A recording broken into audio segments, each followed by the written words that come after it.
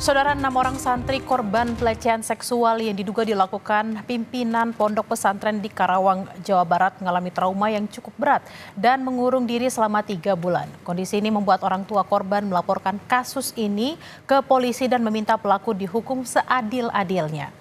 Dalam pertemuan dengan kuasa hukumnya, keluarga korban mengaku sangat terpukul melihat anaknya mengalami trauma berat pasca menjadi korban dugaan pelecehan oleh pimpinan pondok pesantren. Kepada keluarga, korban mengaku sering dihukum dan dilecehkan dengan berbagai modus. Korban pun trauma dan mengurung diri selama hampir 3 bulan. Kini orang tua korban meminta pelaku dihukum seadil-adilnya agar pelaku jera. Sebelumnya, 6 orang santri korban pelecehan seksual di Karawang, Jawa Barat didampingi kuasa hukum mendatangi unit perlindungan perempuan dan anak Satreskrim Polres Karawang, Polda Jawa Barat untuk melaporkan oknum guru ngaji tersebut ke polisi. Diperkirakan masih banyak santri yang menjadi korban. Pasalnya, berdasarkan pengakuan ada sekitar 20 santri yang dilecehkan terduga pelaku. Unit Perlindungan Perempuan dan Anak Satreskrim Polres Karawang secara maraton memeriksa 6 santri korban pelecehan seksual. Akibat pelecehan, korban trauma atas peristiwa yang dialaminya hingga beberapa santri menolak kembali ke pesantren. Saat ini Satreskrim Polres Karawang, terutama unit PPA, sudah melakukan pendalaman. Kita sudah memeriksa beberapa saksi. Kemarin ada beberapa memang rekan-rekan dari pondok pesantren yang kita duga sebagai korban datang ke sini. Kalau terkait untuk pelakunya sendiri, kapan akan dipanggil? Kita terus melakukan pendalaman.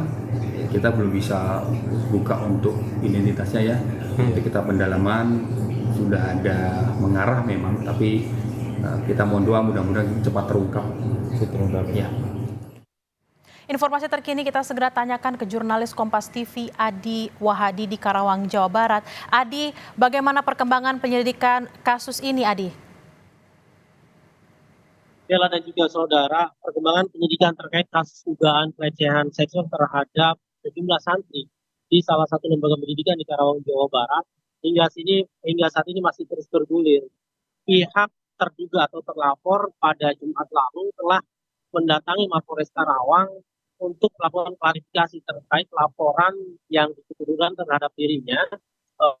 Ini merupakan bentuk proaktif yang dilakukan oleh terduga pelaku atau terlapor kepada pihak kepolisian saat mendengar bahwa dirinya dilaporkan sebagai terduga pelaku pelecehan seksual terhadap sejumlah santrinya. Oleh karena itu, pihak terduga ini berusaha proaktif dengan mendatangi dan mengklarifikasi hal tersebut ke pihak unit perlindungan perempuan dan anak Satreskrim Polres Karawang. Bahkan pihak dari terduga atau pelapor ini mendatangi untuk memberikan penjelasan terkait apa-apa yang disampaikan oleh sejumlah pelapor atau sejumlah santrinya ke unit perlindungan perempuan dan anak agar kasus ini lebih terang benderang.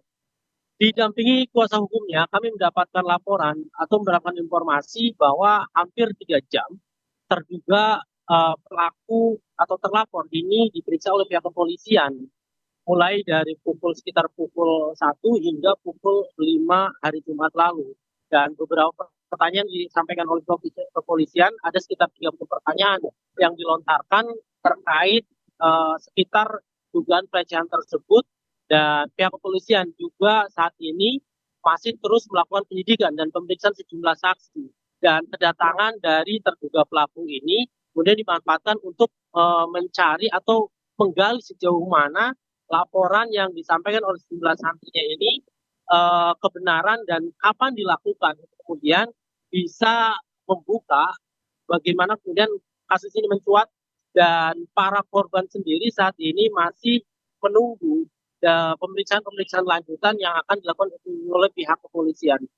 Laporan yang disampaikan oleh sejumlah santri di salah satu lembaga pendidikan di Kabupaten Karawang, Jawa Barat ini sebenarnya sudah direncanakan sejak beberapa hari yang lalu, namun demikian baru tersampaikan pada 7 Agustus lalu. Hal ini dilakukan karena para korban ini mengalami sejumlah trauma pasca mendapatkan dugaan pelecehan yang dilakukan oleh terduga pelaku. Namun hal tersebut sebenarnya dibantah oleh pihak terduga pelaku, dan pihak terduga pelaku saat itu mengkonfirmasi bahwasannya peristiwa atau tragedi itu merupakan bukan bentuk pelecehan, namun kemudian itu adalah bentuk hukuman terhadap para santri yang melanggar aturan di pondok pesantren.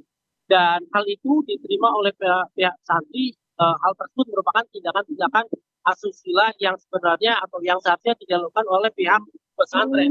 Melihat modus yang dilakukan oleh terduga pelaku, yang kami dengar dan kami sempat mewawancarinya bahwa tindakan-tindakan tersebut sudah masuk ke arena atau ranah-ranah tindakan asusila, mengingat hal-hal yang dilakukan atau hukuman yang dilakukan ini tidak sepatutnya diterima oleh para santri. Selain itu, Bella dan juga saudara, beberapa saksi sudah diperiksa. Namun demikian, pihak kepolisian sendiri sebenarnya belum melakukan pemanggilan terhadap terduga terlapor untuk mengklarifikasi atau memeriksa terkait kasus ini. Dan pihak kepolisian masih terus menggali informasi-informasi dari para korban. Bella. Adi, ada berapa terduga korban yang terkena kasus kekerasan seksual dan bagaimana kondisi mereka pada saat ini? Apakah sudah mendapatkan pendampingan dari psikolog karena mereka mungkin ada trauma-trauma tertentu? Adi.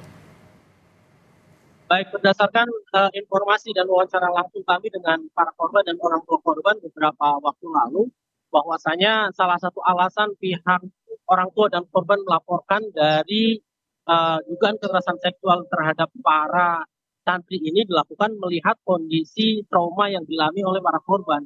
Hampir selama 3 bulan mereka mengalami trauma dengan cara mengurung diri dan enggan berkomunikasi dengan lawan jenis selain kepada orang tua mereka. Sehingga alasan ini yang mereka lakukan untuk melaporkan terduga pelaku.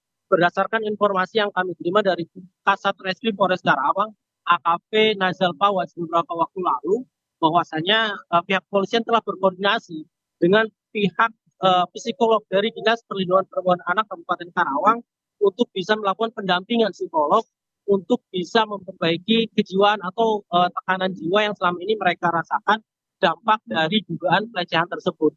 Dan saat ini koordinasi telah dilakukan dan surat telah dilayangkan, dan kita tunggu nanti bagaimana kemudian langkah-langkah yang dilakukan pihak DP3A Kabupaten Karawang atau Dinas Perlindungan Kabupaten Karawang dan pihak kepolisian untuk bisa kembali memberikan pengobatan atau pendampingan terhadap para korban. Bella. Baik, kita akan nantikan bersama seperti apa kelanjutan dari kasus dugaan kekerasan seksual ini. Terima kasih Adi Wahadi langsung dari Karawang, Jawa Barat. Selamat bertugas kembali.